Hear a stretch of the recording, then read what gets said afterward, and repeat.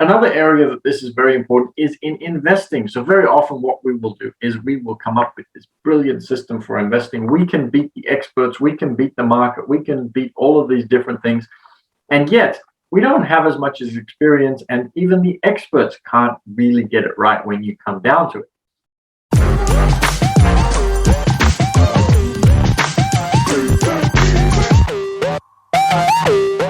I am doing a second Big O Live, and we are on Zoom to re-record a chapter that I was reading yesterday from The Art of Thinking Clearly. I decided to go on Big O again because I thought it would be fun to also do it on Big O, since I usually do that at 8 a.m. Sydney time. But yesterday's recording didn't actually work. It didn't record. So we don't have the recording for chapter 74, Why You Can't Beat Homemade, Not Invented Here Syndrome. So I'm going to read the chapter again from this amazing book, The Art of Thinking Clearly by Rolf DeBelly. And the back cover says, the secrets of perfect decision-making. Don't always agree, but I will give you my commentary as I read, which is a lot of fun. And that way we can have the recording up on YouTube for you all so that you can listen to my commentary and ideas around chapter 74.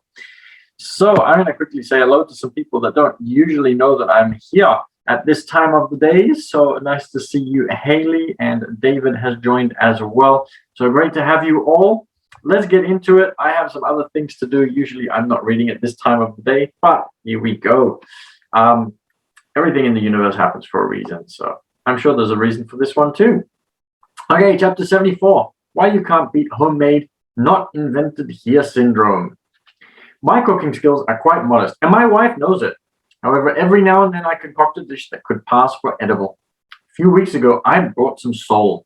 Determined to escape the monotony of familiar sauces, I devised a new one, a daring combination of white wine, pureed pistachio nuts, honey, grated orange peel, and a dash of balsamic vinegar. Upon tasting it, my wife slid her baked sole to the edge of the plate and began to scrape off the sauce, smiling ruefully as I did so. As I was doing that, I was thinking about a cat pushing something off the table, which is probably what his wife was doing. I, on the other hand, didn't think it was bad at all. I explained to her in detail what a bold creation she was missing, but her expression stayed the same. 2 weeks later, we were having sole again. This time, my wife did the cooking. She prepared two sauces. The first, her tried and true beurre blanc, and the other, a new recipe from a top French chef. The second tasted horrible. Afterwards, she confessed that it was not a French recipe at all, but a Swiss one, my masterpiece from 2 weeks before. She'd caught me out. I was guilty of the not invented here syndrome, the NIH Syndrome, which fools us into thinking anything we create ourselves is unbeatable. NIH Syndrome causes you to fall in love with your own ideas. This is valid not only for fish sauces, but also for all kinds of solutions, business ideas, and inventions. Companies tend to rate homegrown ideas as far more important than those from outsiders, even if, objectively, this is not the case. I recently had lunch with the CEO of a company that specializes in software for health insurance firms. He told me how difficult it is to sell his software to potential customers, even though his firm is the market leader in terms of service security and functionality. Most insurers are convinced that the best solution is what they have crafted themselves in-house over the past 30 years. Another CEO told me how hard it is to get his staff in the company's headquarters to accept solutions proposed from far-flung subsidiaries. So the chapter hasn't finished yet, but I want to start sharing some ideas around this. So yes, we have to justify ourselves in order to be able to say what we believe is the truth, because if we don't believe ourselves, who are we going to believe? How are we going to be able to survive if we think that we are horrible and we are terrible and we are no good? So we tend to justify. With regards to those companies, it is very interesting because for many, many years, we would mass produce goods and we would just hope that we could find the right people that wanted to buy it. And the interesting trend, and a very good friend of mine over in Holland who works for Philips, Martin Peters, he is a proponent of this, which is really amazing. It's called co-creation. So he works on co-creation projects where it's the actual consumers that create the product and not the company themselves. So it is vitally important that we realize that this fallacy exists, that we fall for it, and that we can get a lot better ideas by seeing if we can get other people to contribute and not just look at what we believe is the best, but to be more open-minded than just, this is my idea, so it must be the best, so I must argue it to the point of death. When people collaborate to solve problems and then evaluate these ideas themselves, NIH Syndrome will inevitably exert an influence. Does it make sense to split teams into two groups? The first group generates ideas, the second rates them. Then they swap. The second team comes up with ideas and the first team rates them. We tend to rate our own business ideas as far more successful than other people's concepts. This self-confidence forms the basis of thriving entrepreneurship, but also explains startups' frequently miserable returns. This is how psychologist Dan Ailey measured the NIH syndrome. Writing his blog at the New York Times, Ailey asked readers to provide 6 solutions to 6 issues, such as how can cities reduce water consumption without limiting it by law?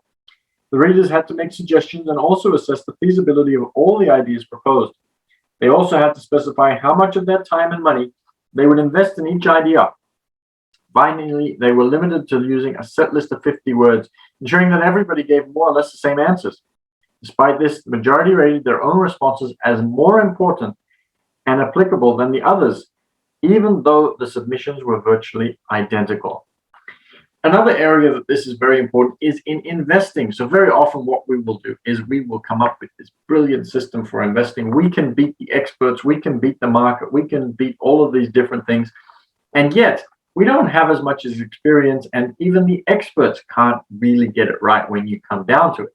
So it's so interesting that we want to do that. So what I would suggest is having a boring system and then having some things on the side that can test out whether your system really is better. If it is, that is wonderful. And there are people that have found systems that beat the markets themselves. But if you put all your eggs into the I have a system that can beat the market, very often you'll find that, and this is what's going to be in chapter tomorrow, black swans are going to beat your system to pulp and create lots of issues for you.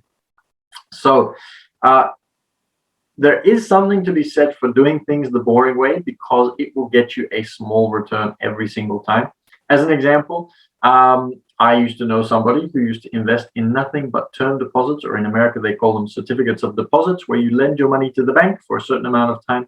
The bank will pay you a certain rate of interest, and you get your money back at the end of that, and you can reinvest it again at a higher interest rate if you can find a better return, or at a lower one if interest rates are going down.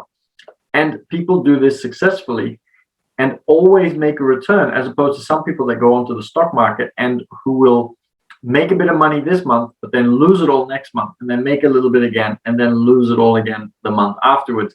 And they end up being worse off than somebody who is just doing the very standard 3% a year.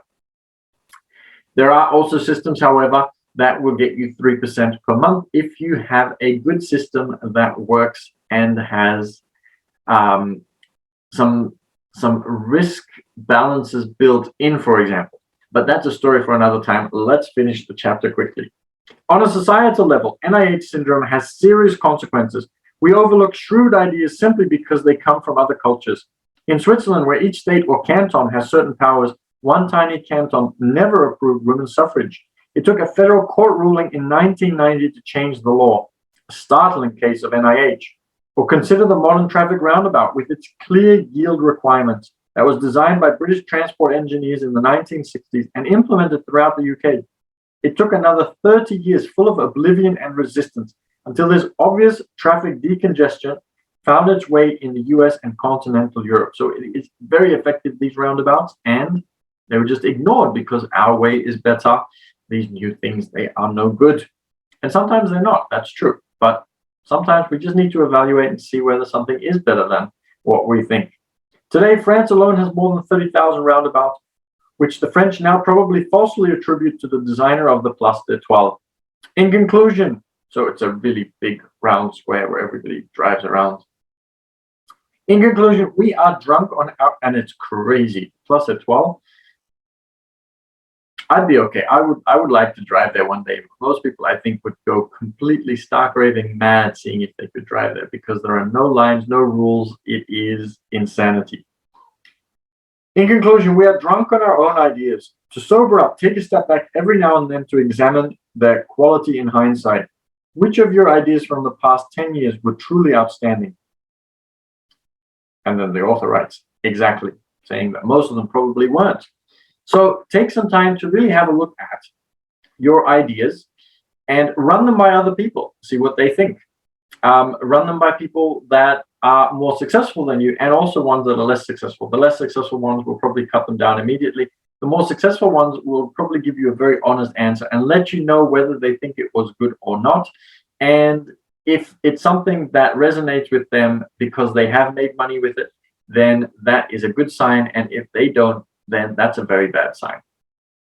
So thank you for watching this replay of chapter 74. I'm usually online in Sydney time, 8 a.m. in the morning.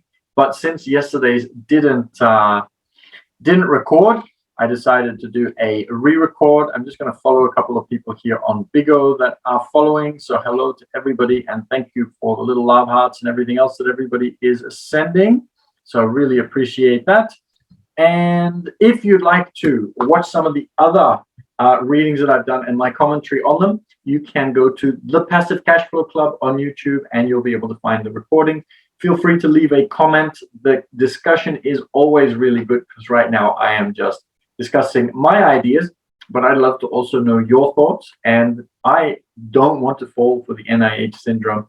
I am very happy to learn some new things and see what kind of other ideas people have and find out whether some of the ideas that I have might not be the best. So very open to that. And if you'd like to see what I'm up to and see some of the other things that I do, and you'd like to send me a message directly and ask me a question or discuss a business idea or talk about investing, you can do that at Instagram. I am there as business_team_the number 6_official. And I would love to see you there. Thank you for joining at a slightly different time to what I'm used to recording this reading. But go out and keep working on those goals for today.